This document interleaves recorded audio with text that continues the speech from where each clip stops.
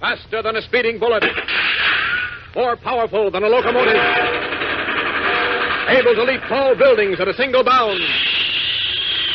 Look, up in the sky. It's a bird. It's a plane. It's Superman. Kellogg's Pep. P-E-P, Pep. Kellogg's Pep, the Sunshine Cereal, presents The Adventures of Superman.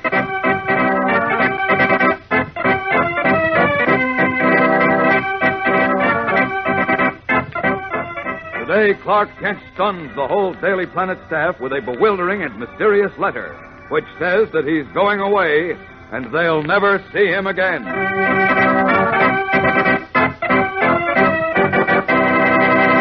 Hello there, gang. This is your pal Dan McCullough. Say, when you hear Jimmy Olsen and Beanie talking about their Superman Crusader rings, don't you wish you had one too? Well, Kellogg's Pep has fixed that up for you. Just keep a pencil and paper handy, and I'll tell you how to get one in just a few seconds. You see, this ring identifies you as a Superman Crusader, too. Makes you a part of Superman's fight for tolerance and good sportsmanship. And for looks, well, this ring is really terrific. Made of sturdy silver-looking metal with a shiny, durable finish that'll keep right on looking shiny and slick for a long, long time. Superman's picture stands right out in the front, and the words Superman Crusader are printed clear and plain on the side. And the ring's adjustable, so it's easy to fit right on your finger yourself. Now, all your friends are probably going to be wearing a Superman Crusader ring, so don't you miss out. Ask Mom to get you a package of that Sunshine cereal, Kellogg's Pep. Send the box top, 10 cents in cash, and your name and address clearly printed to Superman, Box 40, that's 40, Battle Creek, Michigan. You got that now? Send one Kellogg's Pep box top, 10 cents in cash, and your name and address clearly printed to Superman, Box 40, that's 40, Battle Creek, Michigan. And, gang, you better hurry. Send for your Superman Crusader ring today from P.E.P., the Sunshine Cereal, Kellogg's Pep. And now, the adventures of Superman. Shortly after Clark Kent as Superman rescued cub reporter Jim Olsen and young Mary Hennig from death at the hands of the gigantic counterfeiting ring headed by Mr. Purley and Mr. Paradise, a startling thing occurred in the office of the Daily Planet. Returning from lunch one day, Jim was handed a sealed letter by Beanie Martin, head copy boy, who said that Clark Kent had left it with instructions to give it to either Jim, Editor White, or Lois Lane at exactly 1 o'clock. The young reporter opened the envelope, read the short letter, and turned pale as a ghost. At that moment, Perry White and Lois entered the city room. And rushing to them, Jimmy gasped, "Listen, Mr. White and Miss Lane. Mr. Kent went away and... Well? Where did he go? I don't know. But he left this note, in which he says we'll never see him again."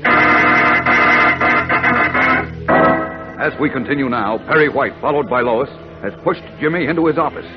Closing his door, the gray-haired editor demands... Now, Olsen, you stop gibbering. Tell us what you're talking about. Yes, what's this nonsense about our never seeing Clark again? That's what he says in this letter. Here, see for yourselves. Let me see, Jim. Oh, golly. This is terrible. Will you pull yourself together, Olsen? Gee whiz, how can I when Mr. Kent went away? Good heavens. Listen to this, Chief. Yes? Dear Chief, Lois and Jim, I'm leaving this letter for you because saying goodbye in person would be unnecessarily painful. Saying goodbye? Yes, I'm going away on a mission I cannot tell you anything about. But there is a very strong possibility that I may never return. And so What? You I see? can only say goodbye, my dear friends, and God bless you. Yours with great affection, Clark Kent. Good Godfrey. Why, this is incredible. Why, it's impossible. You see? I told you we'd never see him again. Oh, golly, No, Kent wouldn't leave us. He couldn't. He wouldn't dare to. But the letter, he said that I don't care what he said. Anyhow, he didn't say he was never coming back. He just said there was a possibility that he wasn't. Well, that's He right. said there was a very strong possibility. Oh. And the way he ended the letter, goodbye and God bless you, it sounds like he's sure he's not coming back. Nonsense. He must have gotten a tip on the story and thought it was a bit dangerous. So he did this silly thing to just get a rise out of us, that's all. Of course. Clark loves being mysterious. And we were saps enough to be taken in by this gag. What do you mean he's being mysterious, Miss Lane? Well, you know how Clark is, Jim. He knows he's not very brave and that we consider him a bit of a sissy. Well, I don't. Well, he is, and if you weren't such a hero worshiper, you'd admit it, too. Now, listen, That's why he never loses a chance to build himself up by acting mysterious. Oh, now, look, you implying he's going off on a big, dangerous mission from which he may never return. Rubbish. Yes, that's what I say. Kent's always making mountains out of molehills. Oh, you wait until he gets back. This time I'll teach him to write a blameful letter like this. Yeah, if he ever does get back. No, he will. Don't you worry. Of course he will. He'll be back before the day is over. Now, you just wait and see.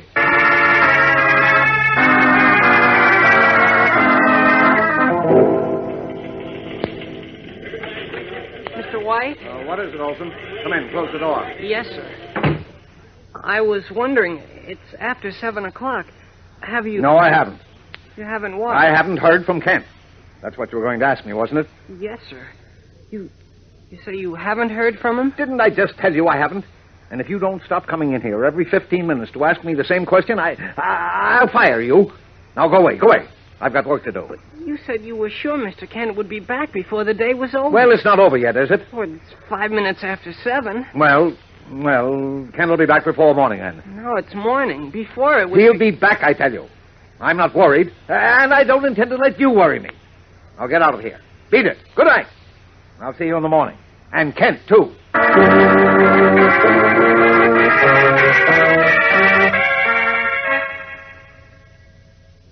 He doesn't answer, eh?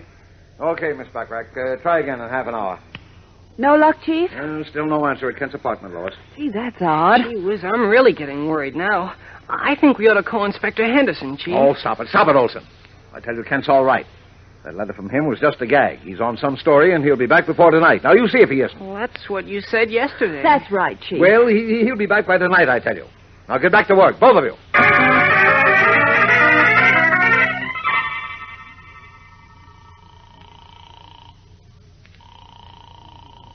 Clark still doesn't answer his phone, Chief. No, Lois. No use ringing any more this evening. This is beginning to look awfully bad. Oh, nonsense. I'll try him again before I go to bed tonight. He certainly ought to be back by then. I hope so.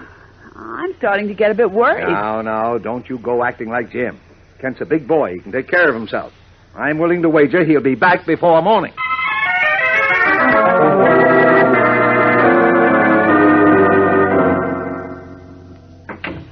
Morning, Mr. White. Morning, Miss Lane. Morning. Good morning, Jim. Look, is there any word yet from... No, not yet. Holy mackerel. How long is this going to go on? It's gone on long enough. Now, look, Lois. You and Jim go over to Kent's apartment. Get the building superintendent to let you in. Okay, Chief. Come on, Jim. Oh, what for? I just tried to phone Mr. Kent again, but he doesn't answer. Never mind. Now, you do as I say. Have a look around there and report to me. Now, go on. Get going. You think we may be able to pick up a lead to where he went at his apartment? Well, that's what we're hoping. Come on, Jim. Let's go.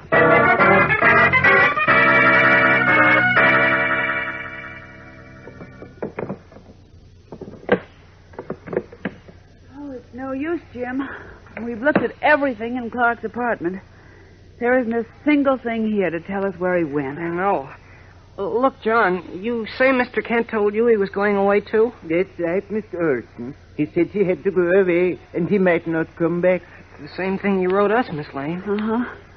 What else did he say, John? He said if he wasn't back by the end of the month, I should give his clothes and furniture to charity. Give you his books, Mr. Olson, and rent his apartment to a veteran with a family. Oh, golly. I don't like this, Miss Lane. I don't either, Jim. Where do you suppose he could have gone? I don't know. Why couldn't he have told us so we know where to look for him? I don't know that either. Come on back to the office. Now the chief will just have to get in touch with the police.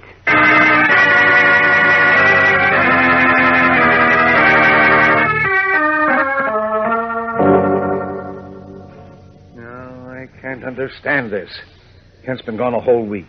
We can't find him. The police can't find him. Candy Myers can't find him. Nobody can find him. Oh, where in blazes is he? If we only knew. If we only had an idea what this mission is that he mentioned, we could do something. No, stop saying if. Kent never did anything like this before. I know. That's why I'm so worried. It seems so unreasonably stupid for him to do a thing like this. But Kent's got a good head on his shoulders. That's why I can't understand his disappearing like this. The phone. Maybe that's Inspector Henderson. With news, I hope. Very White speaking. Mr. White, this is Dr. Millison. Who? Dr. John Millison of Metropolis University. Is it Inspector Henderson? No, quiet, Olson. Oh, yes, Dr. Millison. Dr. What can I do Millison? for you? Why, he's the famous I'm scientist, going to Jim. I thought it was about Mr. Kent. Oh, yes. I'll be here for another hour or so, but... I wonder if I might come over to see you on a matter of very grave importance. Why, I suppose so, if it's really important. Well, I Oh, I don't mean to sound uncordial, but I'm rather upset just now. You see, one of my reporters, Clark Kent... Has disappeared. Yes. Yes. How did you know? I happen to know a good deal about Mr. Kent's disappearance. If you'll wait a few minutes, I'll be right over and tell you about it. You bet I'll wait. Hurry, Dr. Millison. For heaven's sake, hurry.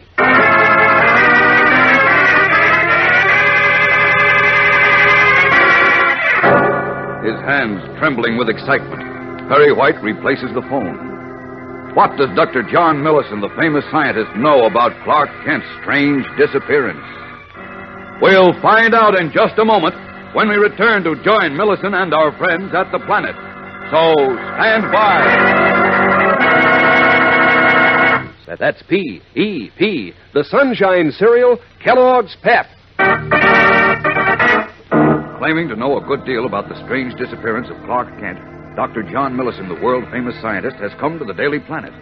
As we join him in Perry White's office, he is saying to White, Lois Lane, and Jimmy Olsen. Before I explain, Miss Lane, gentlemen, I must ask you to prepare yourselves for a shock. Huh? A shock? What do you mean, Dr. Millison? Just this. I'm rather afraid that Clark Kent is gone forever. Gone? Forever? You mean he's dead? Yes, I have reason to believe so, Mr. White. What? Gosh, no. But whether he is or not, you'll never see him again. Nor will anyone else on this earth. Good God. But I don't understand, Dr. Millison. Please explain yourself. I will, Miss Lane. Heaven knows that what I did in this matter, I did because I considered it my duty. I tried to persuade Superman not to Superman? Yes.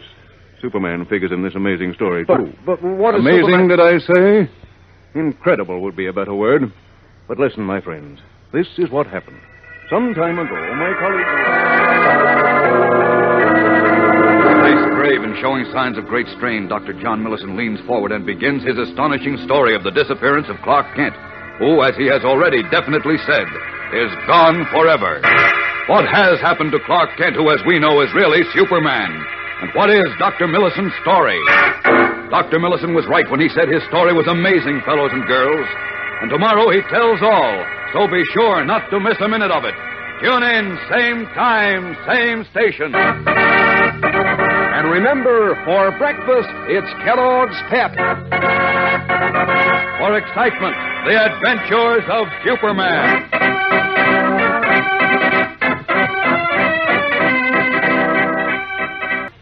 It is a week since Clark Kent, who, as we know, is Superman, left a farewell letter for his friends at the Daily Planet, and then mysteriously disappeared. Nearly frantic with worry, Editor Perry White called in the police, who were unable to find any trace of the reporter. When Kent's friends had almost reached the end of their endurance, Dr. John Millison, a world-famous scientist, phoned White, saying he knew a good deal about Kent's disappearance. As we continue now, Dr. Millison has arrived at the Daily Planet. In Perry White's office, the gray-haired editor, Lois Lane, and Jimmy Olsen wait tensely as Millison begins his strange story. Listen. It was just a week ago today that I telephoned Clark Kent and told him it was imperative that I see Superman at once. You phoned Kent, you say? About Superman? Yes, Mr. White. Superman and I once worked together on a certain matter, and he told me at that time that in an emergency I might be able to reach him by contacting Kent, who, he said, was often in touch with him. I see. Kent said he'd try to contact Superman. And a short time later, Superman arrived at my laboratory.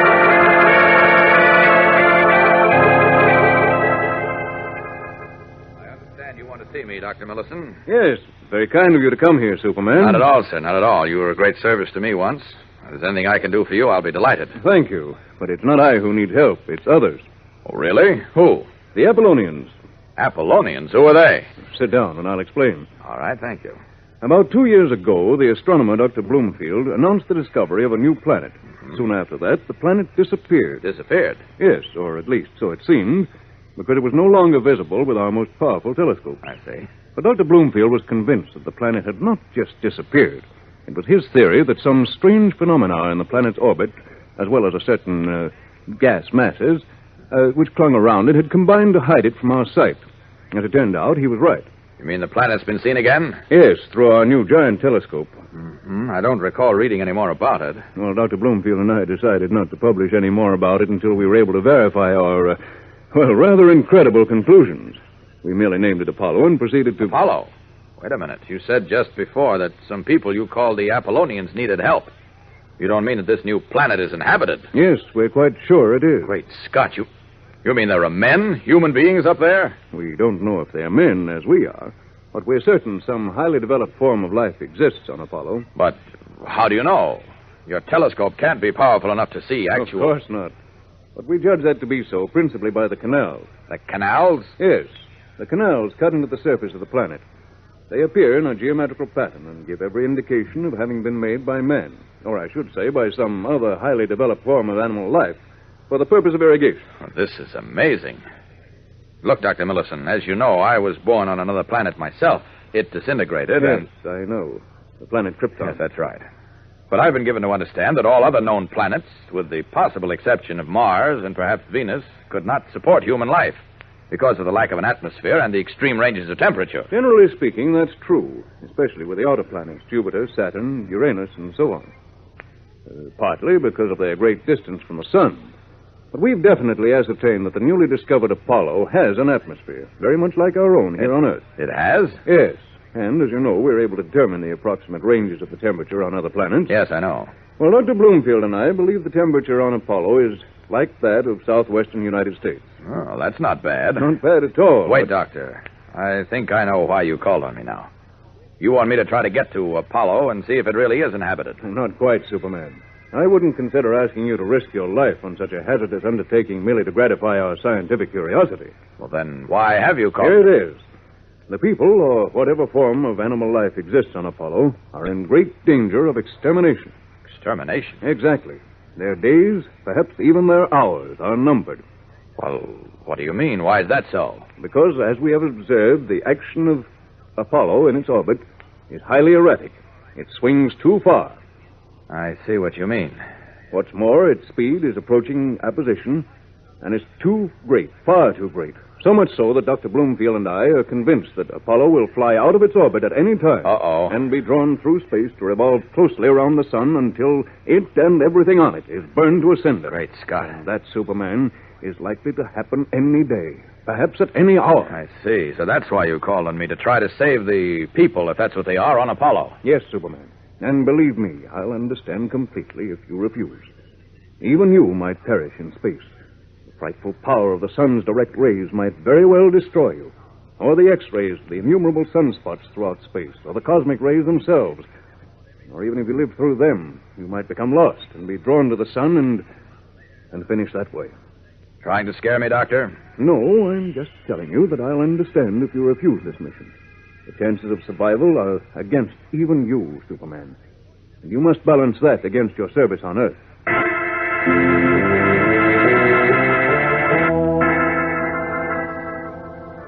For a long moment, Superman stood without moving. His forehead was deeply lined in thought.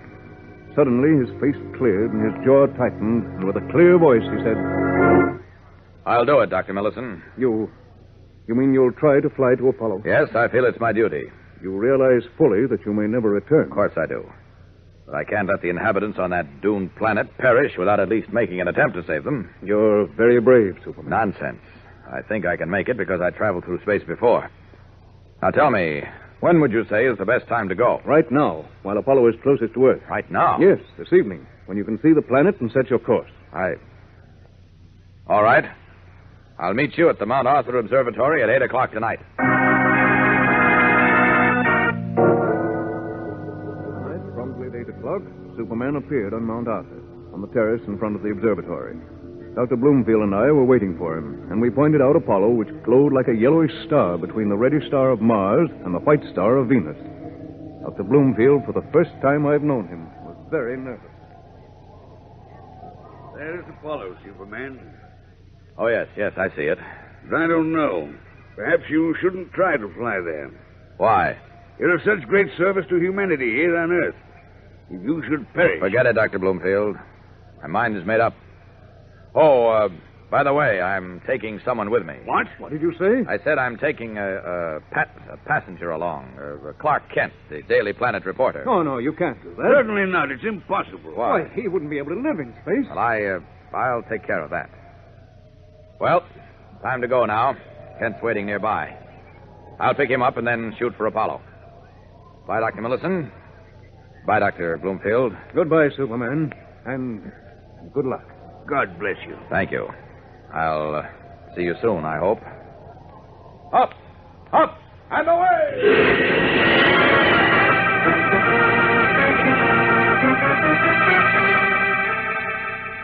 Dr. Bloomfield and I heard a great rush of wind. Then we saw a sort of flash and blur as Superman leaped from the earth and streaked away into the sky. We stood on the terrace of the observatory and watched him dwindle away to a speck in the starlit sky and then disappear, bound for that yellowish ball in the heavens which we called the planet Apollo.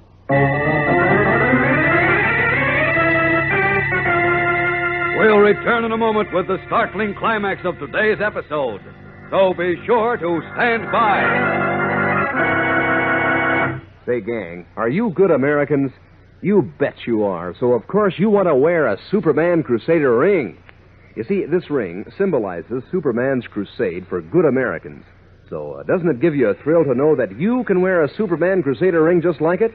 Kellogg's Pep has fixed that up for you. And you're going to feel like strutting around when you wear that ring. I mean, it's a humdinger. It's made of sturdy, silver-looking metal with a shiny, durable finish that'll keep right on looking shiny and slick for a long, long time.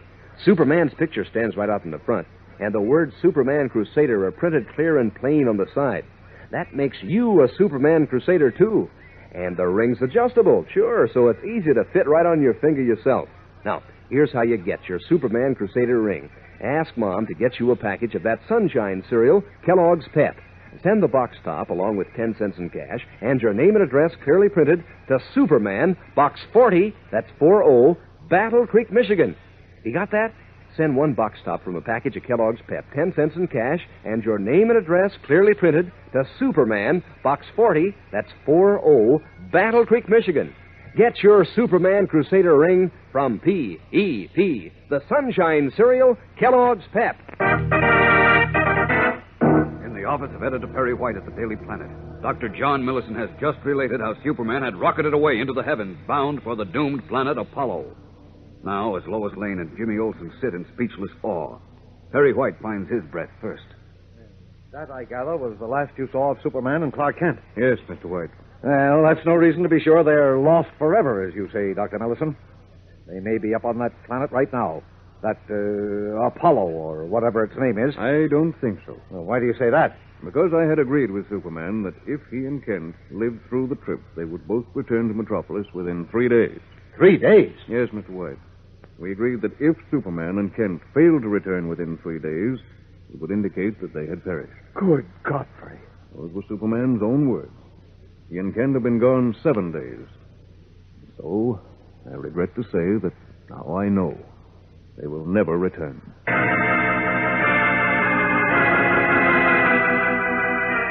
Faces drawn and drained of all color, Perry White, Lois Lane, and Jimmy Olsen stare at the sad-faced Dr. Millison, no longer able to doubt that Superman and Clark Kent have vanished forever. Is Dr. Millison right? Has the heretofore unconquerable Superman been destroyed at last? We'll find out tomorrow when we make an amazing discovery.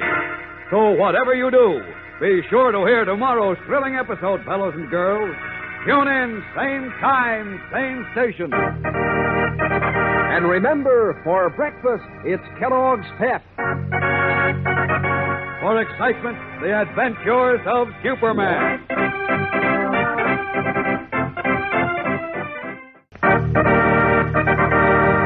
And now, the adventures of Superman.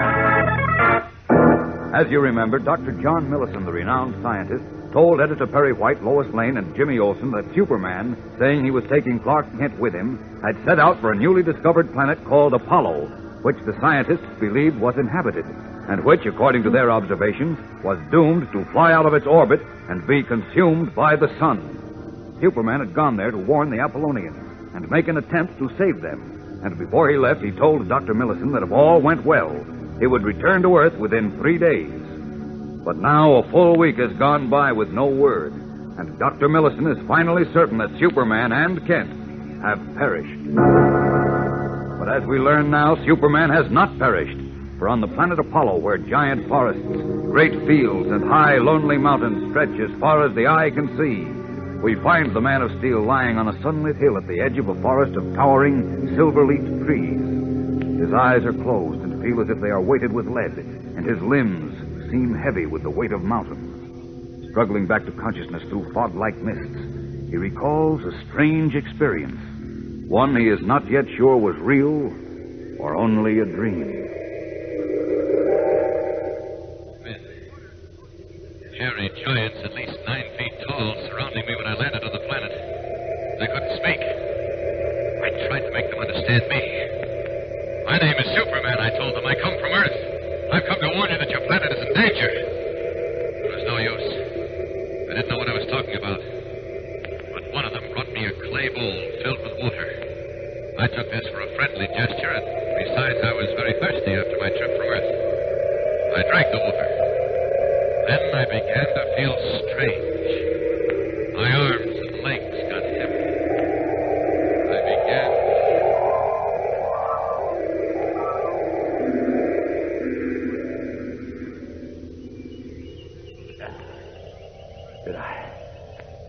Did I dream that?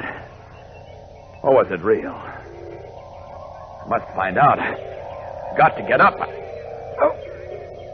But I can't move.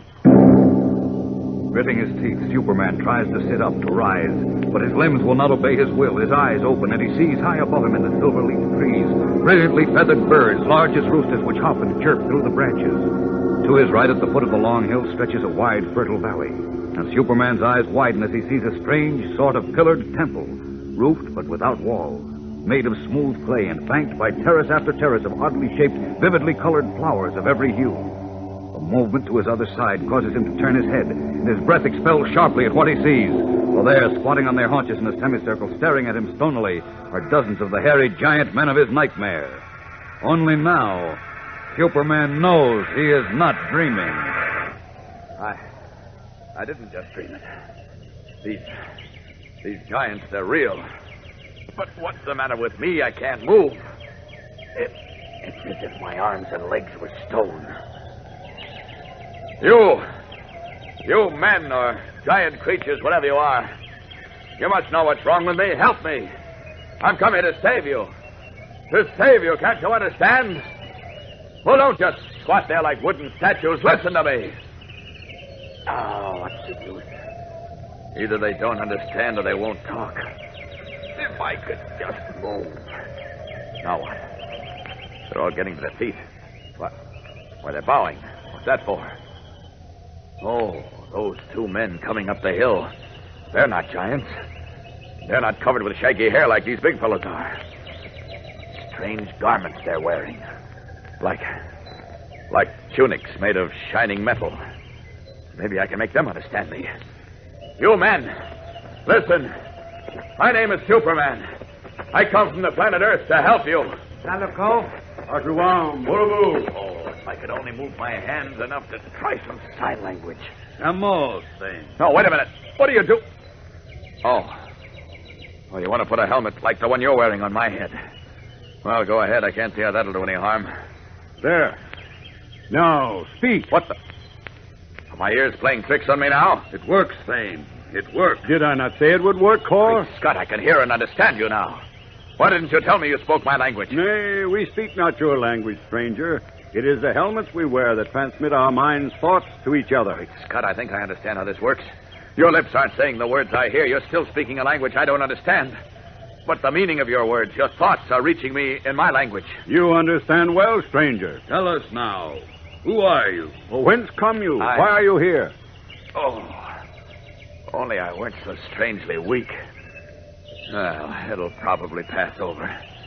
Meanwhile, I'll answer your questions. My name is Superman, and I came here from Earth to tell you Earth?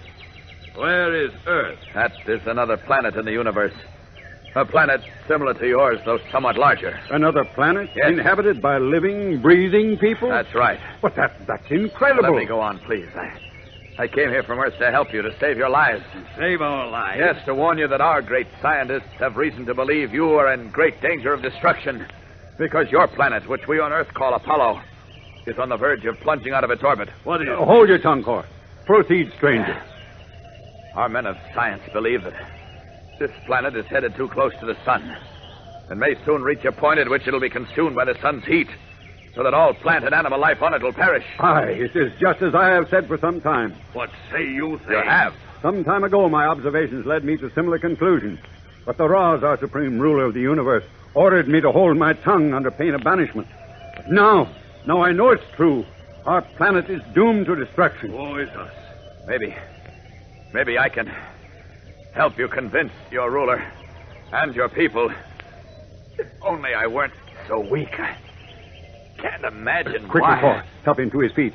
We must get him to the court of Raz before he can no longer speak. I say. Come, my friend, put your arms about our shoulders. It's all right, but what do you mean by before I can no longer speak?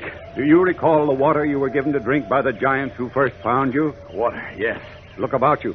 See how yon road is lined with what appears to be giant statues of stone? Yes? Those were not carved.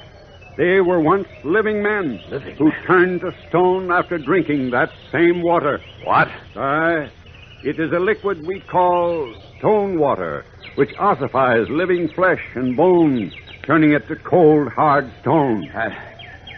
And that is the water you drank, stranger. No. And now you, too, are turning to stone. Unbelievably weak, barely able to stand even with the support of Thane and Kor, Superman stares wide-eyed at the many giant figures of stone that line the road leading to a pillared temple in the valley. Can this actually be happening to the Man of Steel? We'll know more in a moment when we return for the startling climax of today's episode. So stand by. On the faraway planet Apollo, two inhabitants, Kor and the silvery-haired scientist Thane, have just told Superman that he has drunk some of the stone water, a miraculous liquid which turns men to stone. Strangely weakened, Superman gasps. You mean those giant statues lining the road were once living men? Aye, they were slave giants who earned the displeasure of our ruler and were forced to drink of the stone water. The same water you drank, stranger. Great Scott. Now you, too, are no doubt turning to stone. No, that's impossible. I'm Superman. I can't be turned to stone. Nothing can happen to me.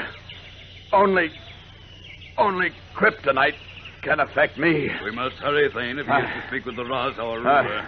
Hold him, Kor. He grows weaker. Aye. Oh, my head. Oh. Getting light. Getting dizzy. I can't breathe. Oh. He has fallen, Thane. Aye, Kor. He has lost consciousness. And now I fear he may be beyond help. Robbed first of his strength and now of consciousness, the Man of Steel lies helpless on the planet Apollo, seemingly, according to two men of the strange planet, under the influence of a curious liquid said to turn men into stone. Can it be possible that Superman, the super being of Earth, is being turned into a lifeless statue, thus making true the words of Dr. Millison, who said that Clark Kent, who is Superman, will never be seen by his friends again? Whatever you do, gang, don't miss Monday's thrilling episode when we learn more about what happens to Superman on the planet Apollo. Be sure to tune in again Monday. Same time, same station. And remember, for breakfast, it's Kellogg's Pep. For excitement, the adventures of Superman.